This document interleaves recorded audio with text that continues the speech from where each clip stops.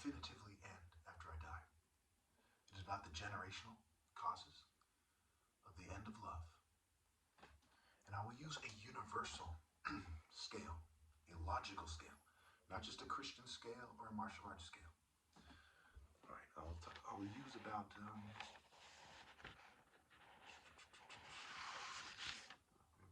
12 points or so. Okay, so let's just get through this. Number one, social norm fanatics would say psychologists, dictionaries, shallow spiritual leaders, white people and corporations can define it. But the guy with the 4-year up to $100,000 martial art challenge who puts his life on the line for love and truth, etc., can't. Think about that for a second. Risking, rise king, so to speak. That I can't define it, but they can. Don't listen to me. Listen to them. Forget the transferable skills of sparring that include an ability to have insight, to outmaneuver insight, motivation, innovation, determination. Okay? The higher path that it takes to make this challenge by myself. No coach, nobody helping with this challenge. I'm by myself. I made the challenge the whole time. A challenge that I'm willing to reinstate if they let me recover.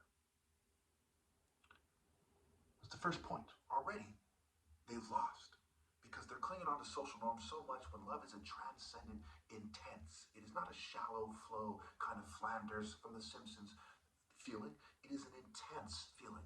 Their own dictionaries, ironically, define it that way. Number two, lust is not compatible with love. Regardless of what the Greek philosophers have said. Basically, love is seeing the essence of somebody. It is not a desire to have sex on because of their flesh or because they make you feel a certain way that you can't understand. And we'll get to that momentarily. Obi, for example, means essence and heart. Not just king, temple, hut, center, core, but essence and heart. If you don't love someone for who they truly are, their essence, their core, their heart, right? Heart, love, essence, it's connected. And this is a martial art idea. Kuro Obi, black belt. Obi backwards is Ebo, and it goes back to Martin Luther King and so on and so forth. God is love and so on and so forth. But anyway, we're using the universal moral scale. That's just a quick example. So, of course, martial arts show the top martial artist has universal martial arts insight and a precise understanding of essence and spirit, certainly in comparison to others. Without justice, especially romantic justice, there cannot be love.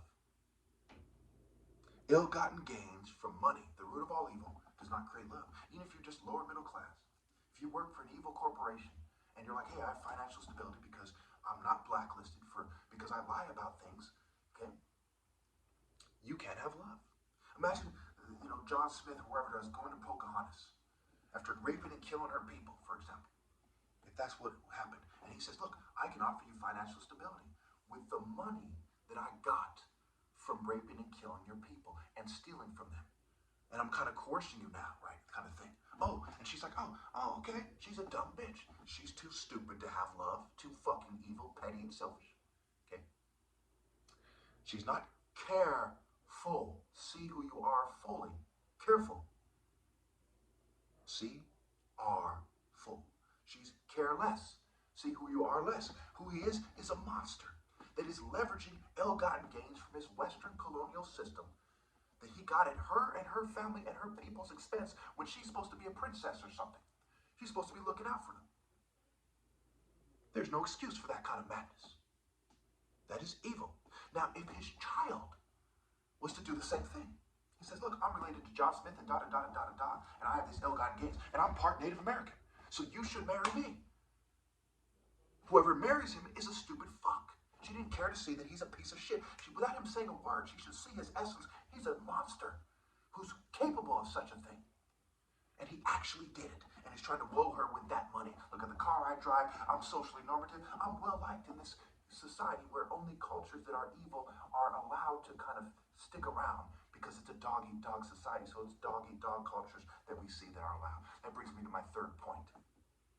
A, you have to have focus. B, you have to have sense. C, appreciate is a synonym for sense for a reason, which goes back to martial arts sensing.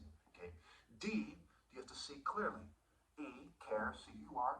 F, share. Share who you are, not who you are, but share it. Why? Because in order for me to see your essence, okay, it helps for you to not try to deceive me about who you are. So I can quickly and effectively get to that essence. Again, in martial arts, it's used to people trying to confuse them. I'm going to go this way. I'm going to go this way. I'm going to strike. I'm not going to strike. Right.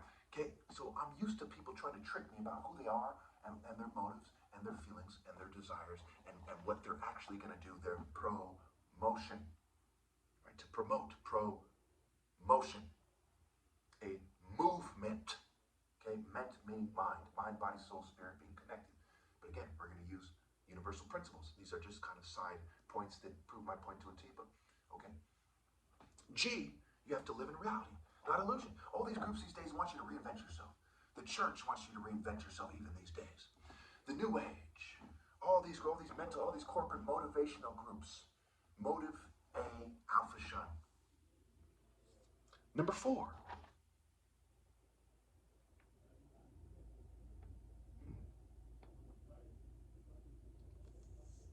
All right. We'll skip to number 5. I can't really read my writing. Okay, just put number 4 question mark. If I figure it out later, I'll put it in the description. Number 5. You have to be sharp. A, sharp. B, astute. C, keen. D, piercing intelligence. E, focused. And G, acute, right? Is acute, astute, acute, right? Sharp, keen. A, alpha, cute. Prosecute, pro-C-cute. You see how that works? They're trying to get people